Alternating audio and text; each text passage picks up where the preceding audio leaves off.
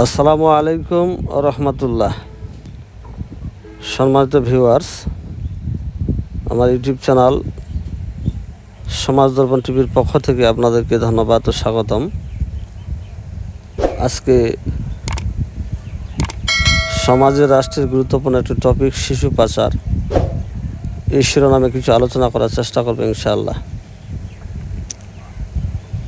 শিশু পাচার হলো শিশুদের অবৈধভাবে ক্রয় বিক্রয়, স্থানান্তর বা নিয়ন্ত্রণ করে জোরপূর্বক শ্রম, যৌন শোষণ, বিয়ে নামে প্রতারণা, ভিক্ষাবৃত্তি বা অন্য কোনো ধরনের কাজে ব্যবহার করার একটি ঘৃণিত ও শাস্তিযোগ্য অপরাধ।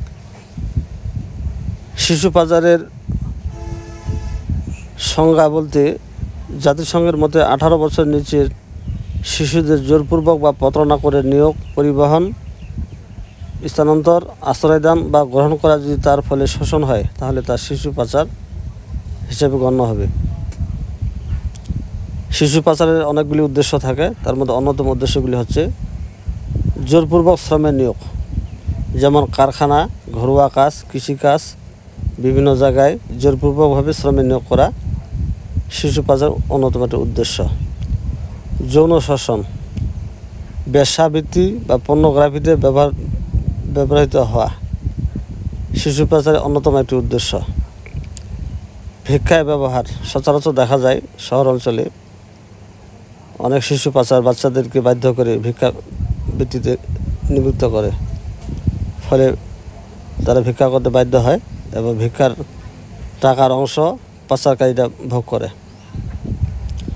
অঙ্গ প্রত্যঙ্গ চুরি বা বিক্রয়, অনেক সময় দেখা যায় বিভিন্ন জায়গা থেকে শিশু পাচার হওয়ার পরে তার বিভিন্ন ধরনের গুরুত্বপূর্ণ অঙ্গ প্রত্যঙ্গগুলি চুরি করে বিভিন্ন জায়গায় বিক্রি করা হয়, যেটা একটি ঘৃণিততম কাজ। অপহরণ করে দত্তক দেওয়া নামে বিক্রি, বিয়ে নামে প্রতারণা করে পাচার, সন্ত্রাসী কাজে ব্যবহারের জন্য নিয়োগ। উপরোক্ত কারণগুলি শিশু পাচারের মৌলিক উদ্দেশ্য হিসাবে আখ্যায়িত করা যায়। শিশু পাচারের কারণসমূহ: চরম দারিদ্রতা, আমাদের বাংলাদেশে অধিকাংশ মানুষের দারিদ্র্যের সীমার নিচে বাস করে, ফলে দারিদ্রতা পাচার হওয়ার একটা অন্যতম কারণ।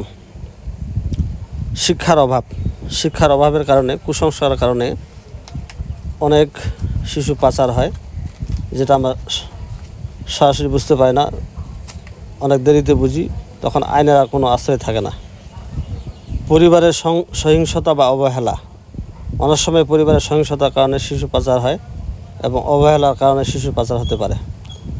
যুদ্ধ, দুর্যোগ বা শরণার্থী সংকট, অনেক সময় দেখা যায় যুদ্ধের সময় কোনো এলাকার দুর্যোগ দেখা গেলে সেখানে শিশু পাচারের প্রভাব থাকে।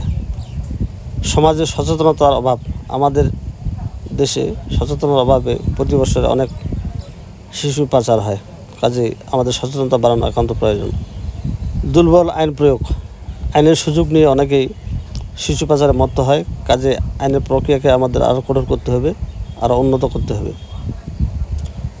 বাংলাদেশে আইনের দিক থেকে শিশু পাচারের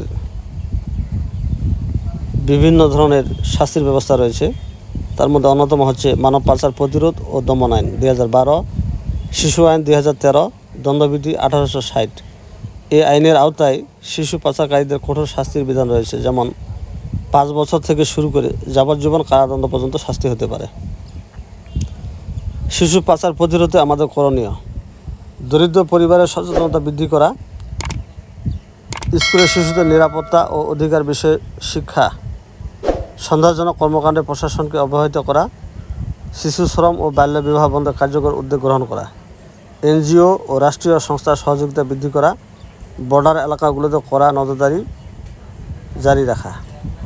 উপরোক্ত বিষয়গুলি যদি আমরা অবলম্বন করি, তাহলে আশা করা যায় শিশু পাচারে প্রতিরোধে আমাদের একটি মাইলফলক হিসেবে কাজ করবে। নিঃসন্দেহে শিশু পাচার একটি ঘৃণিতম কাজ। নিশ্চয়ই যদি আমার ভিডিও থেকে আপনাদের উপকারে আসেন, তাহলে অবশ্যই লাইক, কমেন্ট, শেয়ার পাশে